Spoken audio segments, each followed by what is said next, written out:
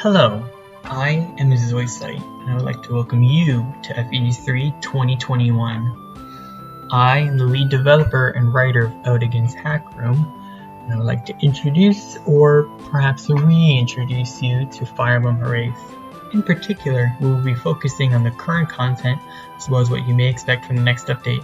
Without further ado, I'm going to talk some more. Hiraeth Legacies is the first and most orthodox of the 3 planned installments in terms of design philosophy. However, by no means does that mean it is completely adherent to tradition.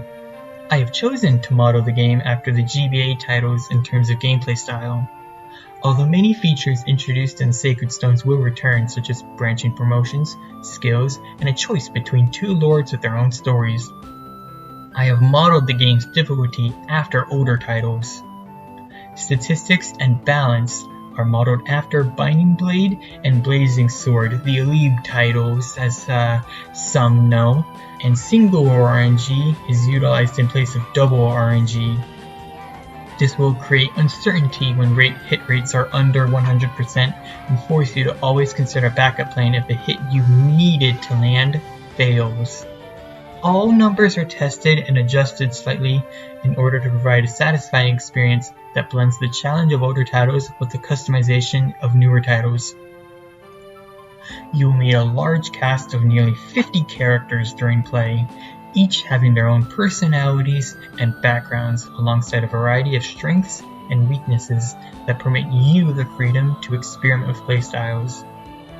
Not all characters will be equal, but all will have a niche available to them to make playing them with them feel unique from any other character in your roster. It is one of my core objectives that every character will be viable for use if your tactics play to their strengths. The smallest star may shine brighter than the largest. To further customize your experience, difficulty options will be added for casual or hardcore players that will adjust the strength of the enemy, penalties for failure, and resources available to you. Resources, in particular, will play a major role in your experience. Performing well in objectives will reward you with gold that you can spend to customize your experience and provide a metagame for those seeking to play optimally.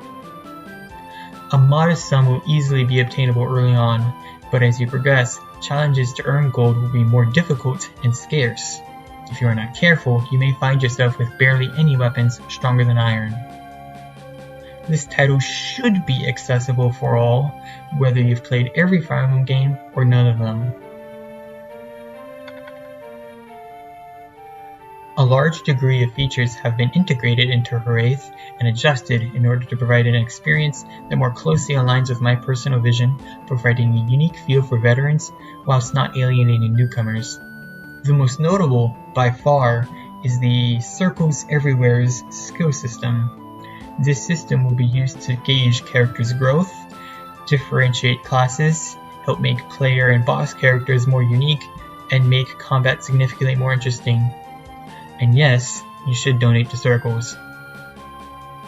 Although RNG is a major component in many skills, you will find that nearly all skills early on are random or exceedingly powerful. However, skills will consistently play a major part of your experience with the title, and you are responsible to familiarize yourself with enemy stats, weaponry, and skills, and choose the best unit available to you to defeat them. Every unit on the field will have anywhere between 1 and 6 skills.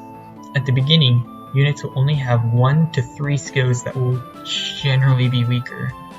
The first skill will be their personal skill, available to all named units. They are usually quite strong. The second skill will generally be a class skill, which is inherent to a unit being in that class. At the beginning, you may only find these on specialized and mounted units. These skills are malleable and can be removed or replaced upon class change.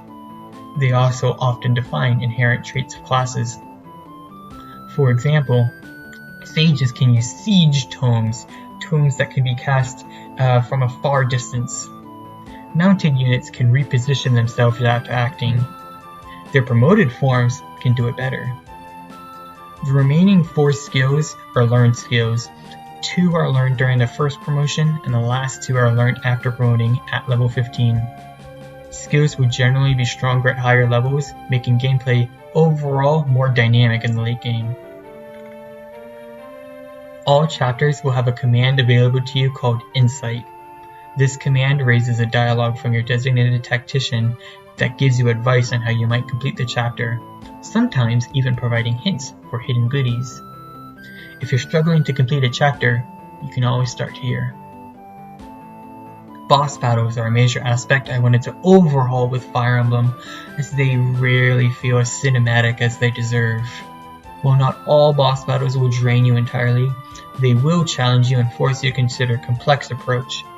Some chapters will even be dedicated entirely to boss battles. As your options open up to you, your understanding of the mechanics will be tested, keeping experienced players engaged.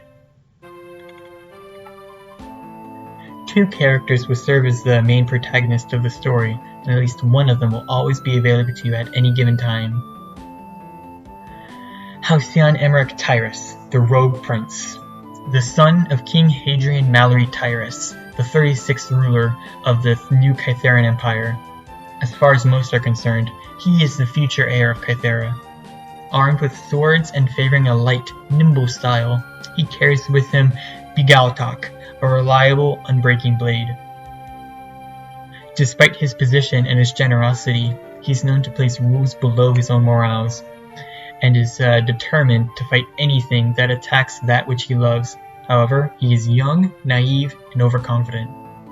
He cares deeply for his friends, family, and people. Although he doesn't realize it, he walks down the path of a hero. Makoto Mako Andrea Tyrus, the Loyal Princess.